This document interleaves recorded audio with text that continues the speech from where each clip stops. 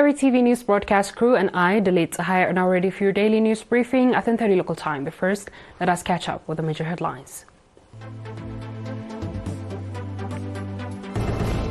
Efforts to address medicine and medical equipment supply. Praiseworthy popular campaigns in Mayhabar.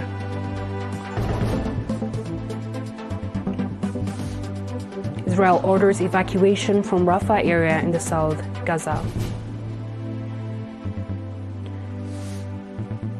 And Pakistan records wettest April in more than 60 years.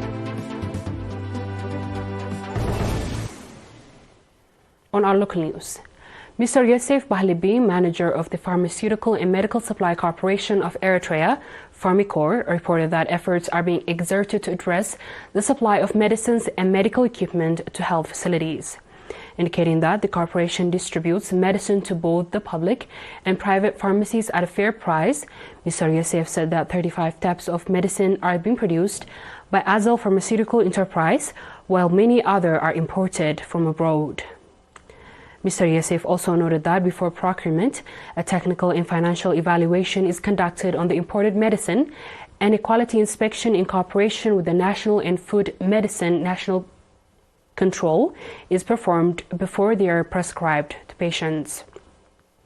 He further noted that in 2023, medicine worth over $32 million were imported and medicine worth over 141 million nakfa were produced by Azer Pharmaceutical Enterprise, Orta Oxygen Enterprise, and Fred Hallows Eyeglass Enterprise.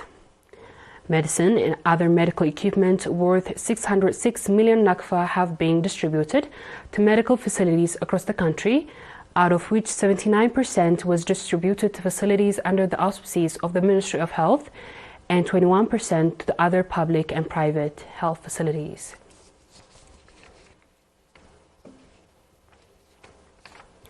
Residents of Mayhabar administrative area are engaging in water and soil conservation efforts to plant tree seedlings, with 400 people participating daily.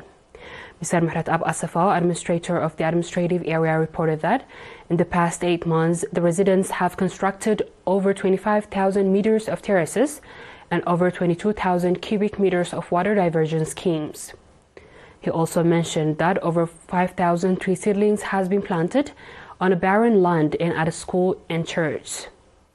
The residents, understanding the significance of the popular campaign, is controlling soil erosion, expressing their readiness to strengthen participation in the campaign. Likewise, workers from Second Bricks and Tiles Factory, Dongolo Woodworks, Marble and Boulder Factory conducted tree planting at a Martyrs Cemetery in their area in connection with the International Workers' Day.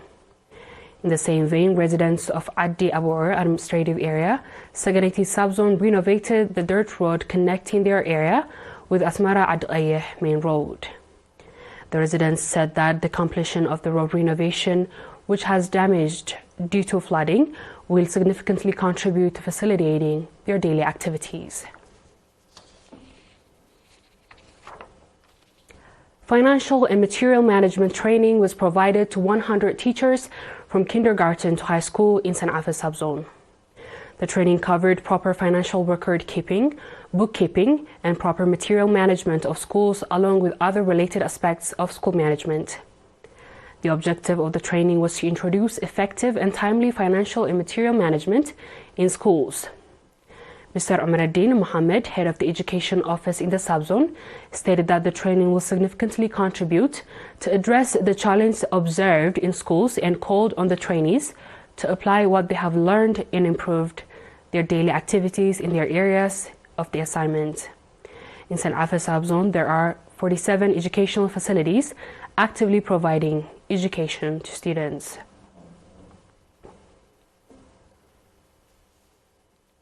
The viewers will be back with the international news shortly. Stay tuned.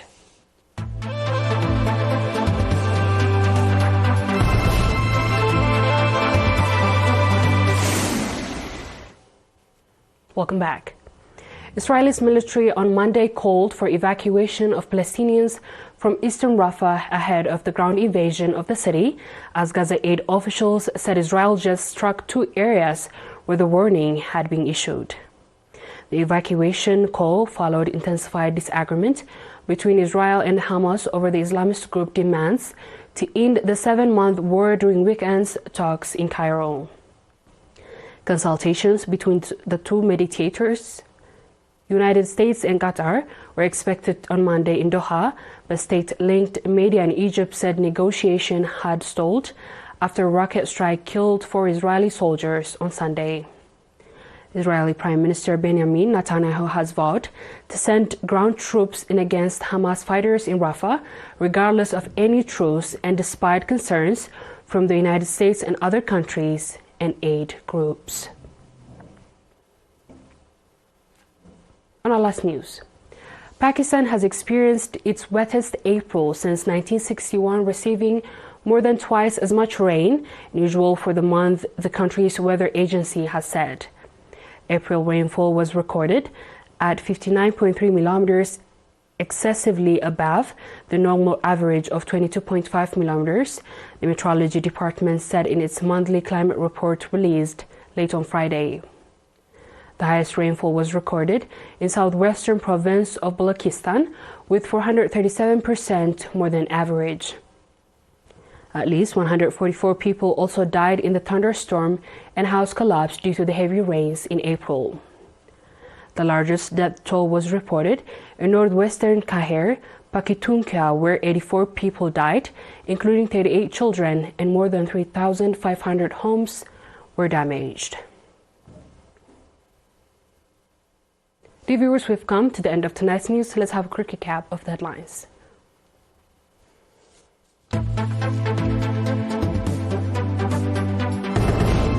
Efforts to address medicine and medical equipment supply.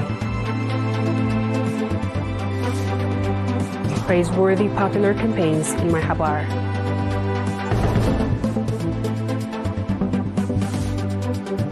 Israel orders evacuation from Rafah area in the South Gaza.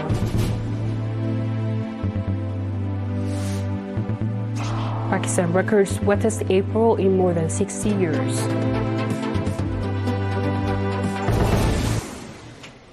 That is all our local and international news. Viewers, thanks for watching and have a good night.